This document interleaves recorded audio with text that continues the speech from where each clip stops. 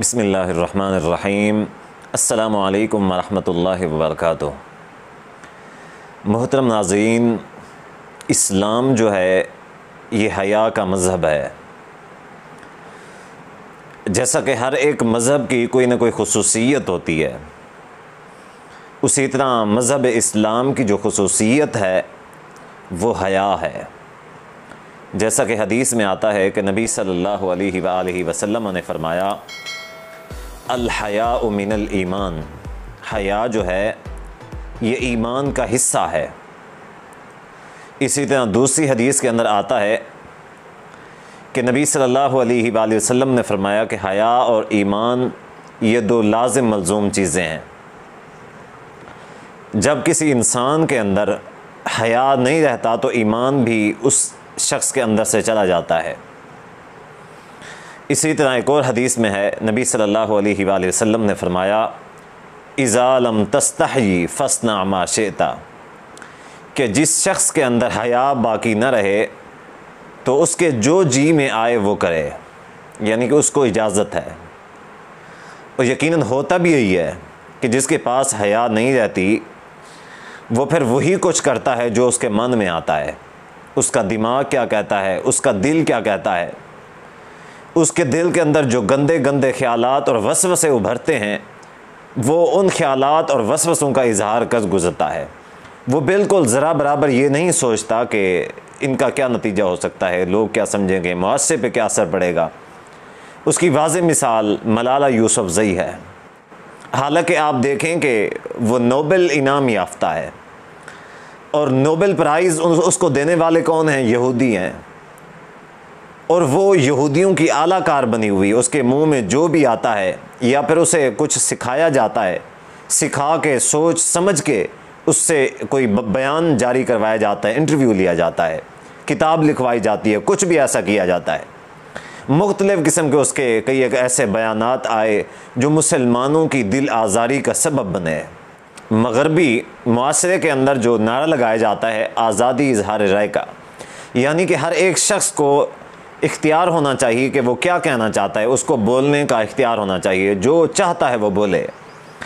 لیکن ایک بات ذہن میں رکھیں کہ آزادی اظہار رائے اچھی بات ہے، اس میں کوئی غلط بات نہیں ہے، لیکن ایک ہوتی ہے بے حیائی، بد زبانی اور بد تہذیبی، یعنی کہ ایک ایسا بولنا کہ جس سے دوسرے کو تکلیف ہو، یا معاشرہ جو ہے اس کی اس بات کی وجہ سے، اس بدبودار اور غلیظ بات کی وجہ سے معاشرے کے اندر برے اثرات مرتب ہوں، تو یہ ایک علیحدہ چیز ہوتی ہے۔ آزادی اظہار رائے یہ ہے کہ انسان اگر کوئی بھی اچھی رائے رکھتا ہے تو اپنی رائے کا اظہار کرے، لوگوں کے سامنے اپنی رائے کو رکھے۔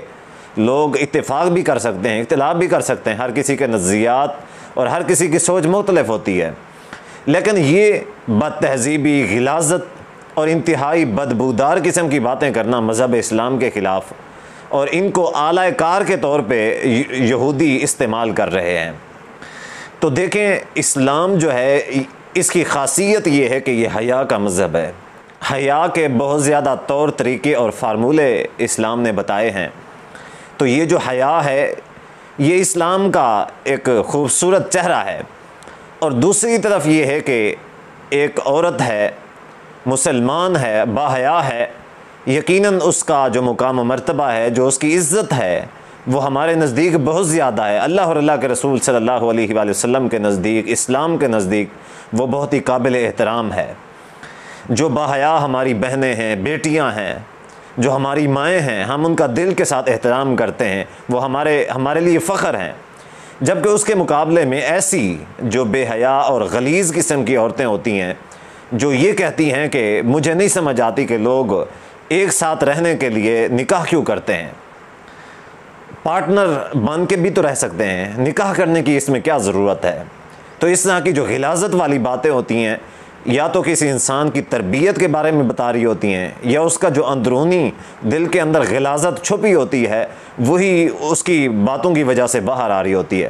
کیونکہ جو بولنا ہے یہ انسان کے راز کو کھولنا ہے۔ جو بولتا ہے، جو خاموش رہتا ہے وہ نجات پاتا ہے، اور جو بولتا ہے وہ اپنی اوقات کو لوگوں کے سامنے واضح کرتا ہے۔ تو بہرحال یہ جو ملالہ یوسفزئی کے الفاظ آئے ہیں نکاح کے حوالے سے، اس کی سخت الفاظ میں مذمت کرتے ہیں، اور ہم اپنی ان بہنوں کی عزت اور عظمت کو سلام پیش کرتے ہیں جو باپردہ ہیں، باحیا ہیں اور دین اسلام کے مطابق اپنی زندگی کو گزار رہی ہیں، اور ایسی عورتیں جو بے حیائی، فحاشی اور اسی طرح کی غلیظ جو سوچ ہے اس کو پروموٹ کر رہی ہیں، اس کو پھیلا رہی ہیں، ہم ان کی سخت الفاظ کے ساتھ مذمت کرتے ہیں۔ کوئی بھی ہو، ملالہ ہو یا کوئی بھی ایسی عورت ہو، سخت الفاظ کے ساتھ اس کی اس طرح کی باتوں کی مذمت کرتے ہیں، اور صاف طور پہ ہم یہ پیغام دینا چاہتے ہیں کہ تمہاری کوئی عزت نہیں ہے، صرف اور صرف تم نے اپنی حقیقت کو واضح کیا لوگوں کے سامنے۔ تو بہرحال اس طرح کی عورتیں جو ہیں یہ ہمارے اس معاشرے کا ناسور ہیں۔